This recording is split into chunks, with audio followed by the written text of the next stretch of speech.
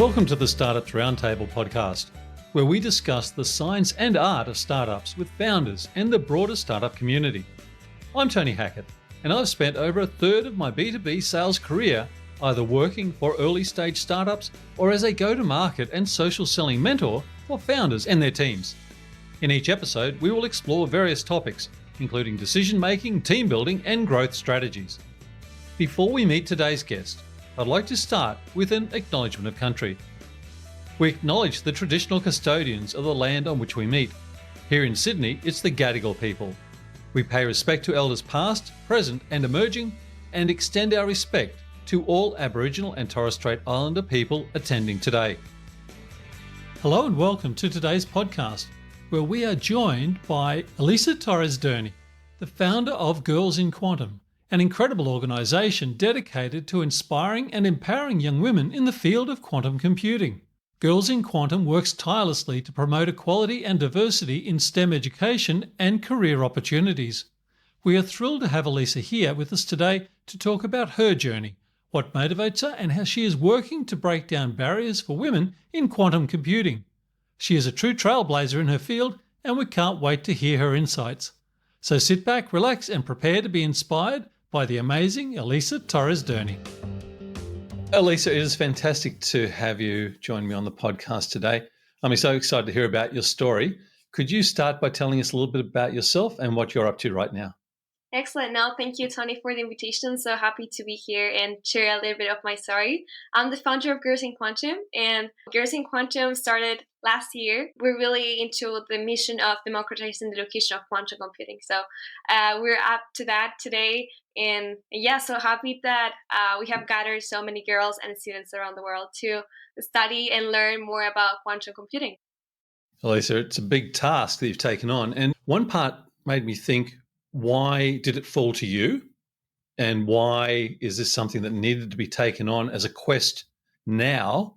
What is the, if you like, the supply chain of girls' school, high school, undergrad, postgrad?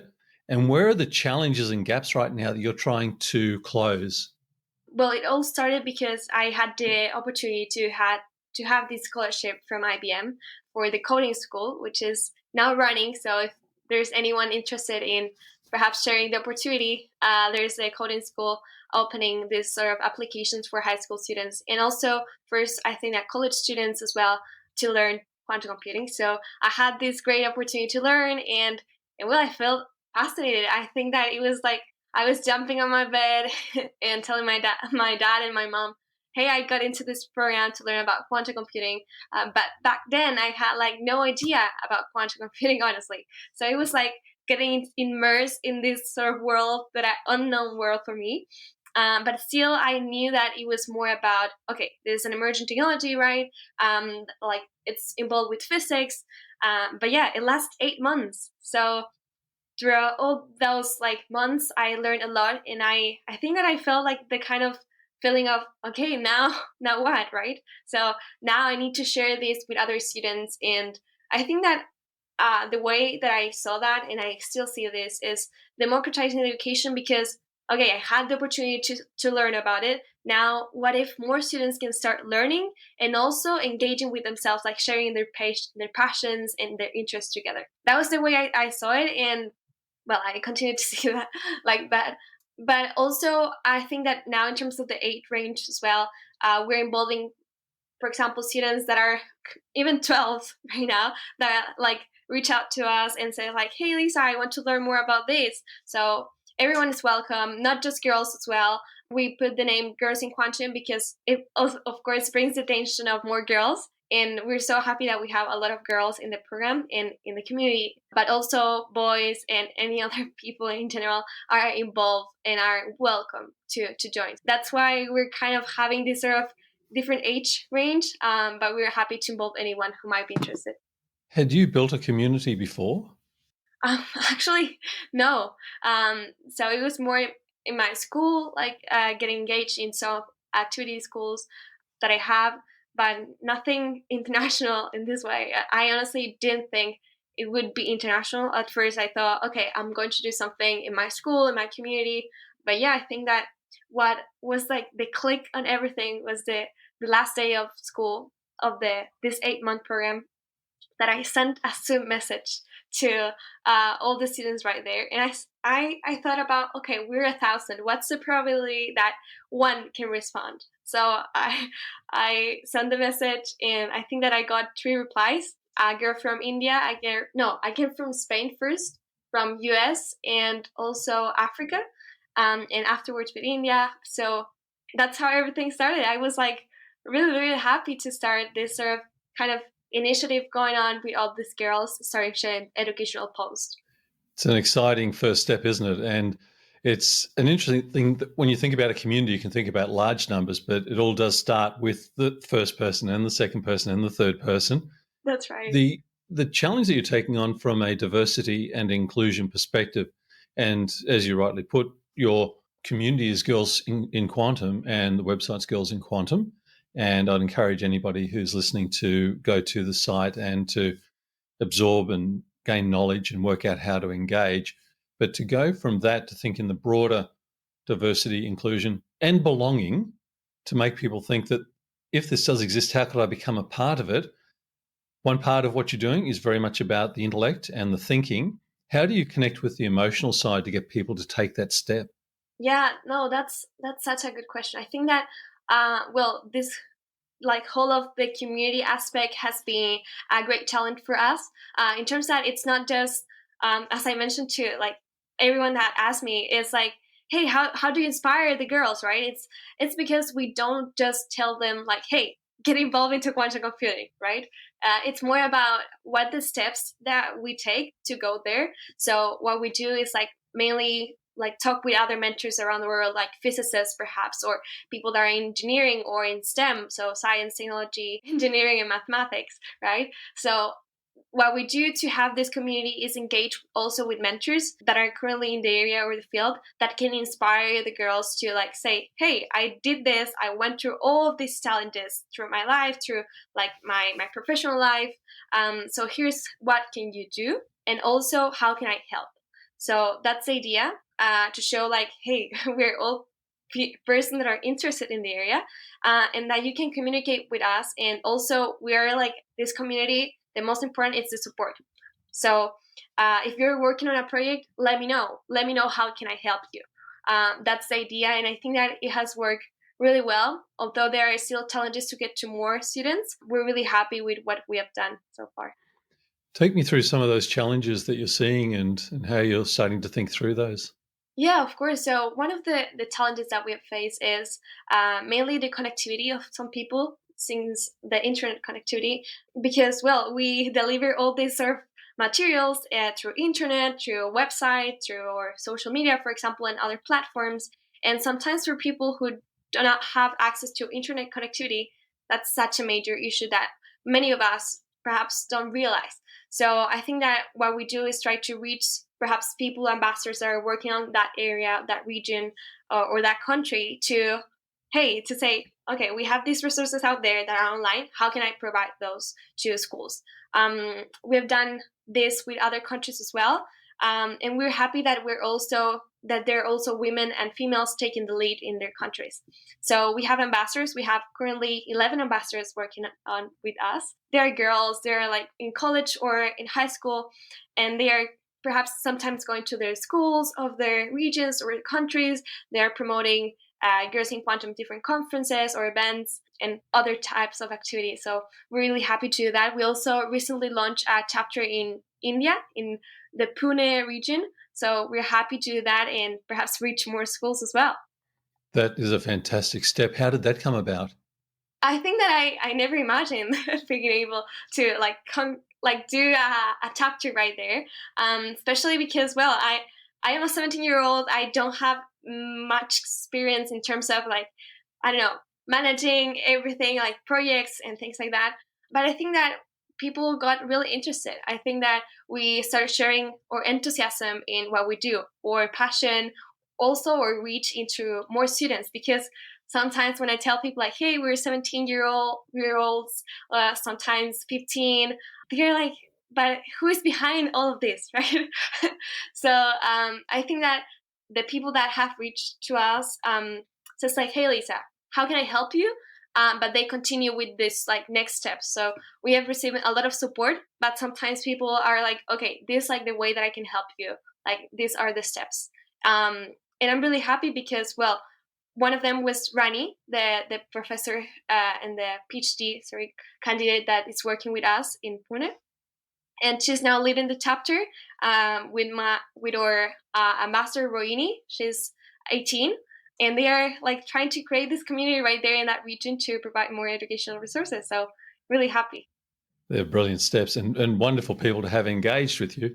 That's a simple thing about the global reach. And whilst there's no boundary to what we can do, what you have highlighted is there are some boundaries. So there are some communities where you're in South America, I'm in Australia, we're communicating, we take internet access for granted. There are people that you're trying to reach and affect that don't have that same opportunity.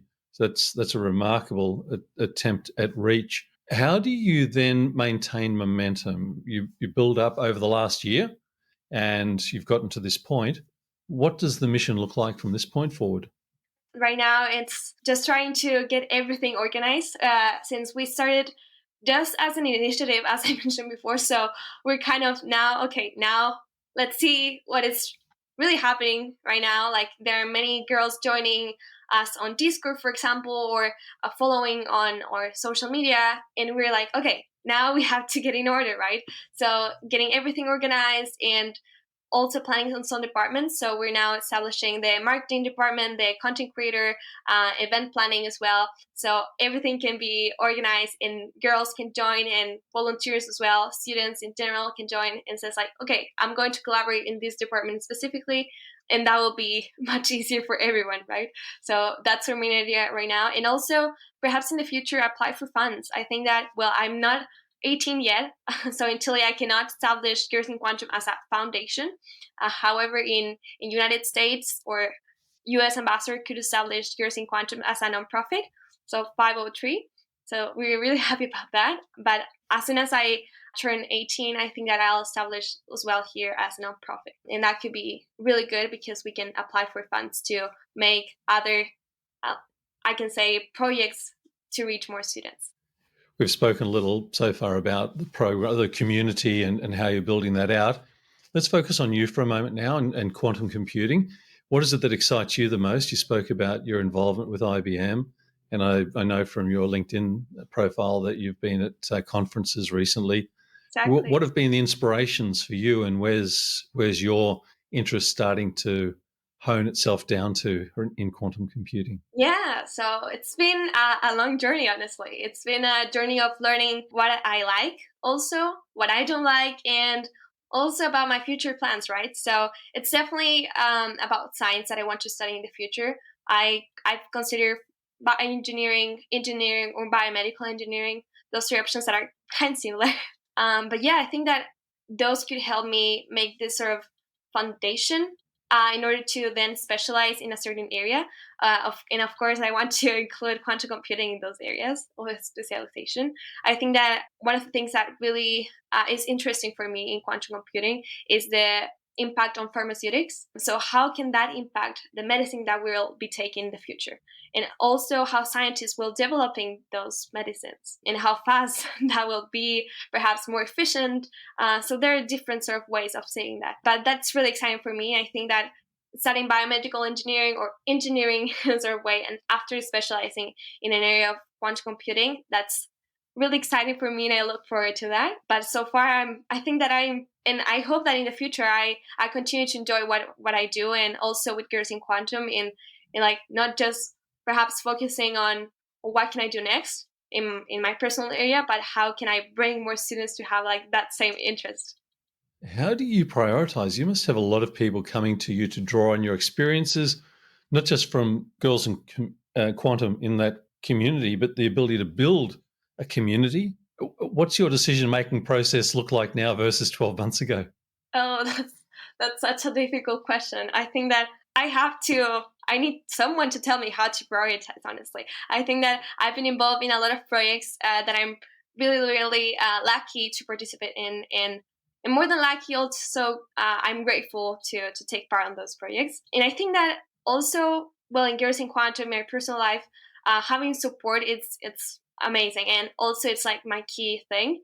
And I think that I do not take it for granted at all, but I appreciate that. In case of Girls in Quantum, I have this wonderful team of ambassadors and also of members that are around the world that are like, hey Lisa, let's do this, let's have this seminar, this conference, really enthusiastic on doing more things. So really happy about that. And also my family on the other side, that is also really pushing me and like encouraging me, like, hey Lisa, how can we help you? So really glad about that. And also I think that in terms of my personal sort of management, I think that I have my boards that are behind me right now, that I keep everything organized right there, everything tracked, what I need to do, my things in the week. So that's definitely a good tool to use. Yeah, tremendous. I can see that in the background. There's obviously a lot going on in your life that needs to be tracked and mapped. The idea of trying to affect a community, I'm sure, appeals to most people, if not everybody that you speak with. How do you take people from recognizing the importance to tangibly getting involved? Well, I think that it has been a whole process about that, especially because, well, I started and it was like, what is this girl doing in the field, or why does Girls in Quantum matter? So I think that I started by focusing on the important things, on how first can I reach students, and afterwards reach people that can help us sort of promote our mission and share that with other sort of perhaps platforms, medias.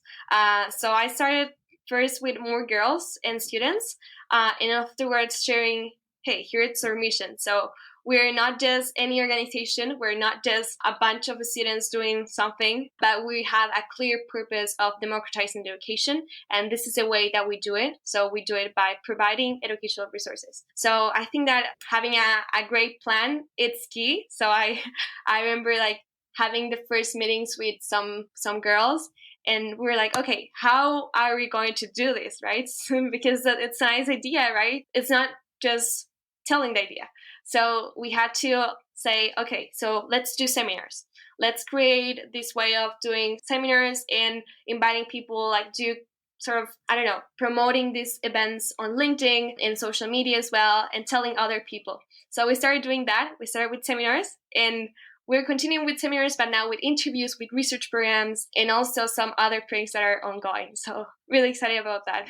What is a typical week? And I know you would immediately say there is no typical week, but the time management, it must be remarkable. What's the last week looked like for you? How do you build this in and still have your own life and your own time and space? Exactly. So it's honestly always changing. But I think that I try to make some spaces for many, like my personal things, also school, and well, Girls in Quantum and other activities. So I think that firstly, it's school in the morning, going to school. I think that sometimes I end school really late, so at 6 p.m. sometimes. So it's really difficult to make other tasks. After school, I think that for me is like reviewing all the emails from Girls in Quantum, reviewing what we do in terms of the team to help, and also see what other projects can we do. And I think that the third part of the day or the week in general could be also on keeping track of the assignments for school. So that's the third one. And also my activities. So I do track and field, and I have to go there to my school to practice right there. Also, I'm involved in other programs. So I think that in the late afternoon, I try to prioritize my personal area. So that's what it looks like, those three areas.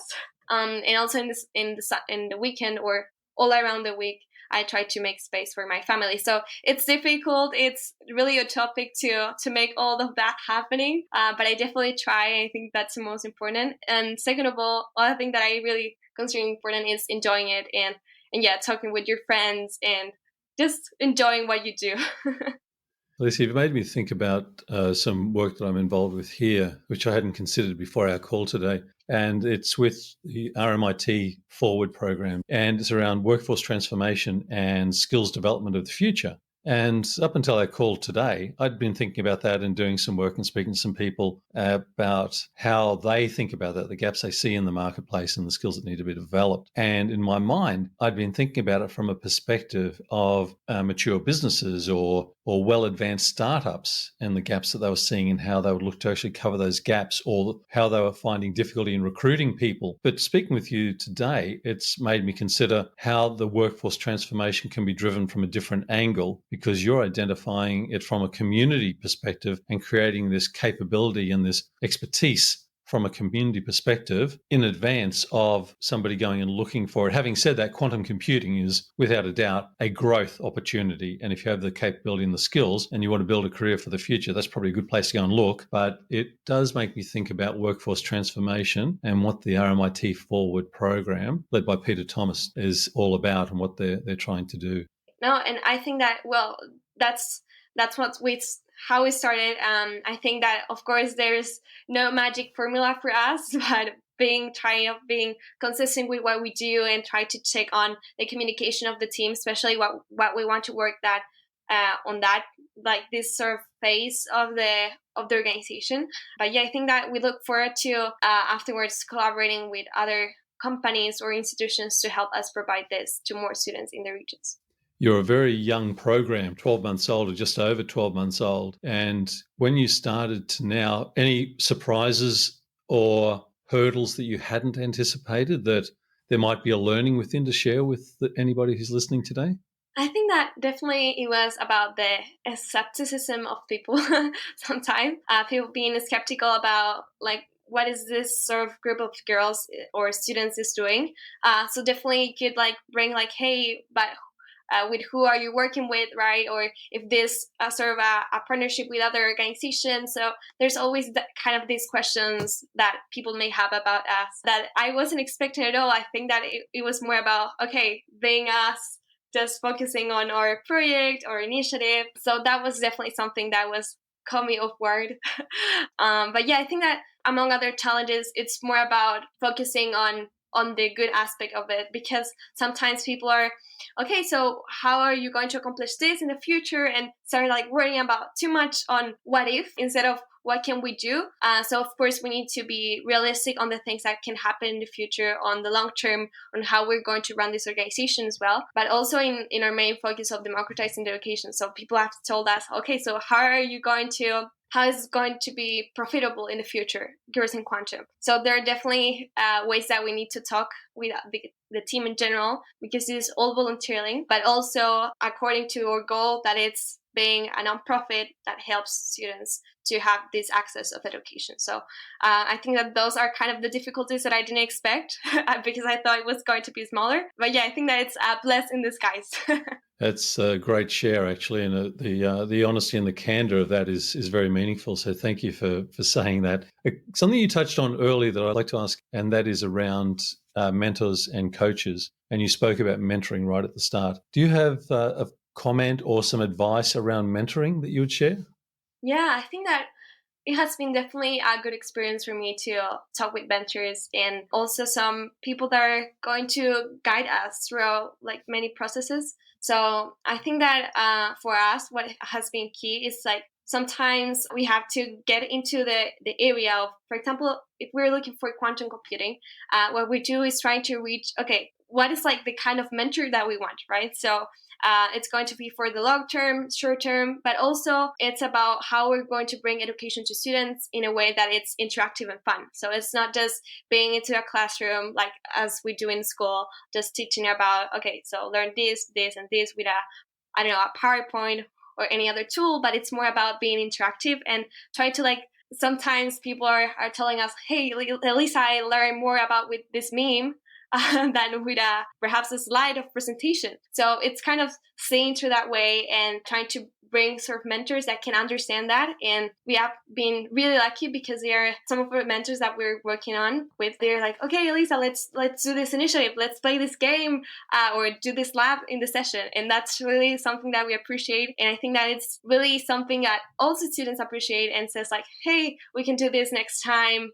So it's definitely kind of making something that could be boring to something interactive and also that you can learn at the same time. Fantastic, and a wonderful place for us to wrap today's conversation, I think. Elisa, thank you for taking the time. It's a fantastic story. I'm excited for the future of it, and I'd love to stay in touch. I hope you enjoyed today's episode. Feedback is always welcome, and I would appreciate introductions to potential future guests to invite onto the podcast. But that's it for today. Thanks for listening, and bye for now.